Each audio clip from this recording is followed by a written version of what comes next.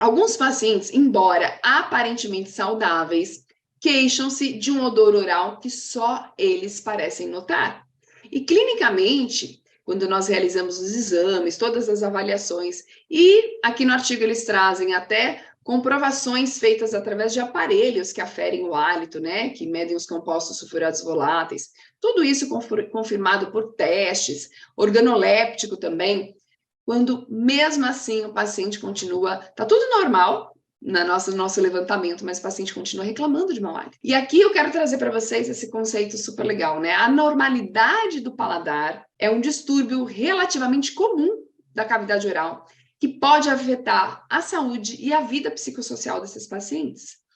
Portanto, é possível que algumas queixas de halitose possam ser explicadas por um distúrbio do paladar ou do olfato.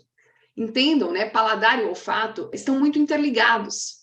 Então, o paciente talvez sinta algum gosto, né? Algum sabor amargo, azedo, enfim, eles cada um determinam, né? Falam, eu tô sentindo, né, um gosto de ferro, eu tô sentindo um gosto de azedo, amargo, e cada um traz uma forma com que percebe esse sabor, sendo que, na verdade, eles acabam muitas vezes falando que isso é a halitose que eles percebem. Então, o paladar ou olfato podem estar comprometidos, e aí o paciente, mesmo após toda a avaliação clínica, muitas vezes após testes que nós realizamos, ele não está tendo uma halitose perceptível pelo outro, uma halitose real, uma halitose que, de fato, a gente encontre o motivo. E aí nós, como dentistas, como profissionais que estamos ali avaliando o hálito dos pacientes, precisamos também saber encaminhar esse paciente. Quando a gente já fez tudo o que estava ao nosso alcance, porém, o paciente continua com uma alteração que para ele é real, mesmo que para a gente, no exame organoléptico, em todos os quesitos que a gente avalia, não foi identificado uma halitose objetiva, para o paciente isso existe, tá? Então, eu acho válido você não ignorar o que o teu paciente te fala, mas pelo contrário, saiba ouvir cada palavra do paciente e saiba coletar tudo isso como dados. Isso chama escutativa. E para quem não sabe, eu falo muito disso, a escutativa ela tem que estar presente em qualquer consulta, seja ela de halitologia ou não. É a partir da escutativa que a gente consegue perceber o que cada paciente precisa, o que eles trazem de problemas ou de desejos, e aí, em cima disso, a gente vai desenvolver a nossa consulta. Começa, então, a fazer sentido para o paciente essa conexão, começa, então, a fazer sentido o que cada paciente busca dentro do nosso consultório e que só ele vai poder dizer, porque é algo extremamente individual. E se a gente não está atento a cada paciente, a gente vai fazer tudo padronizado, tudo igual, isso não funciona. Carol, quais são as características desses pacientes? Então, vamos lá. Qual é a forma com que esse paciente costuma chegar no nosso consultório? Esses pacientes acreditam que os malodores estão constantemente emanando, saindo ali dela, e são claramente percebidos por outros através de grandes distâncias. Então, esses pacientes, eles têm certeza que eles têm um mau cheiro e que está todo mundo percebendo. Quem está perto e quem está longe, a metros de distância, também está percebendo esse mau cheiro. Então, isso é muito característico desse tipo de paciente. O paciente fica muito aflito com a crença de que o seu mau cheiro pode ser perturbador para outras pessoas. Então, ele tem certeza que aquele mau cheiro dele está incomodando outras pessoas. E 78% dos pacientes são homens, né, de acordo com essa pesquisa, são homens em torno de 20 e poucos anos. E quais são os traços de personalidade desses pacientes? Tendências antifóbicas, obsessão, sensibilidade, perfeccionismo e insegurança. E aqui eu trago para vocês o quanto é importante a aplicação do teste de estresse. A gente já manda para o paciente até antes dele chegar na nossa consulta, e a gente tem um parâmetro de como está o perfil psicológico do nosso paciente. Então, essas tendências a gente percebe pelo teste de estresse e a gente percebe na conversa.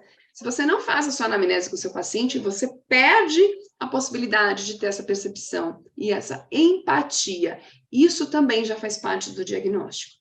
Outro traço importante de personalidade desse tipo de paciente, isolamento social. A maioria dos pacientes moram sozinhos, tá? E eles muitas vezes têm um histórico de fracasso profissional. Eles também não têm uma história de abuso de drogas e resistem ao tratamento psiquiátrico. Isso é muito comum. Eles não querem, você encaminha para o psicólogo, para o psiquiatra, e eles não querem, eles acham que eles não precisam. E eu sempre trago para os meus pacientes uma consulta com um psicólogo, com um psiquiatra, não é só para quem tem uma alteração, que existe, né, essa coisa do paciente achar que a gente está chamando ele de louco. Por que você está me mandando para o psiquiatra? Então, quando a gente tem um contexto de consulta que dá para o paciente embasamento sobre esses encaminhamentos, fica muito mais fácil ele não se sentir largado por você. Pelo contrário, ele vai se sentir mais cuidado por você. E isso é extremamente importante, tá bom? E a halitose, chamada também de subjetiva ou imaginária, a gente tem 2 tipos de halitose, tá? Só para contextualizar aqui para vocês. A halitose objetiva ou real é a halitose que nós percebemos. Se a gente faz o teste organoléptico, que a gente vai sentir o cheiro do ar expirado, né? Da boca, do nariz. E ali existe um mau odor, um cheiro, que não é um cheiro natural de boca, mas um cheiro ruim, desagradável ao outro. A gente considera essa halitose real. Quando, após todos os desafios de diagnóstico, né, tudo que a gente vai buscando ali para entender o motivo e se é uma halitose de fato que está acontecendo, e mesmo com teste organoléptico, mesmo com equipamentos, não se identifica uma halitose real, é que a literatura traz isso como uma halitose subjetiva. E aí a halitose subjetiva, também chamada na literatura de imaginária, representa um grande desafio diagnóstico, pois os pacientes apresentam uma queixa que não pode ser confirmada por exame organoléptico nem por equipamentos. Percebe? Que aqui é uma questão que a gente não vai sentir um hálito alterado do paciente. Mesmo assim, ele vai continuar persistindo que ele tem uma alteração. E nós, como profissionais de saúde, devemos ter um conhecimento mínimo sobre esse assunto, deixando a confirmação dessas questões mais profundas, mais específicas, para os médicos e especialistas. Porém, um primeiro diagnóstico, um primeiro pensamento em relação a isso, ele deve ser rotina do dentista. Porque vocês não imaginam quantos diagnósticos precoces, quantas vidas nós podemos melhorar quando a gente começa a trazer para o paciente um diagnóstico que ele nunca teve. E as mudanças comportamentais relatadas ali não são apenas o resultado da sua suspeita de mau cheiro, mas esses pacientes também podem ser motivados pela frustração de não encontrar pessoas que acreditam nas suas queixas. Então, se você é dentista e você dá a entender para o paciente que tudo aquilo que ele está falando é da cabeça dele, que aquilo não existe, ou que ele está tendo uma halitose, que é só no momento que ele está na casa dele, mas não com você, você não consegue perceber, isso não pode ser algo como conclusivo. Então, se o paciente relata que tem, a gente tem que acreditar que ele tem aquela percepção. Lógico, quando, depois de descartada essas situações, que é difícil a gente pensar, né, como que eu vou diagnosticar tudo isso? Por isso que a gente vai precisar de auxílio médico nesses casos. Mas quando a gente descarta essas situações, aí a gente cai na literatura falando sobre halitofobia, que é a mesma relação que a gente pensar num paciente com anorexia. Ele se olha gordo, apesar de estar extremamente magro. Então, é uma distorção também sobre ele mesmo. E isso pode acontecer na halitose, que a gente chama de halitofobia. Ele estar bem, ele estar tratado e ele persistir em dizer que não está. E só para finalizar, né, a conclusão aí é que a não confirmação da halitose por testes não implica necessariamente uma alteração psicogênica, como a halitofobia ou a síndrome da referência olfativa. E a halitose ela deve ser tão certa quanto real ou imaginária e tratada de forma abrangente e multidisciplinar.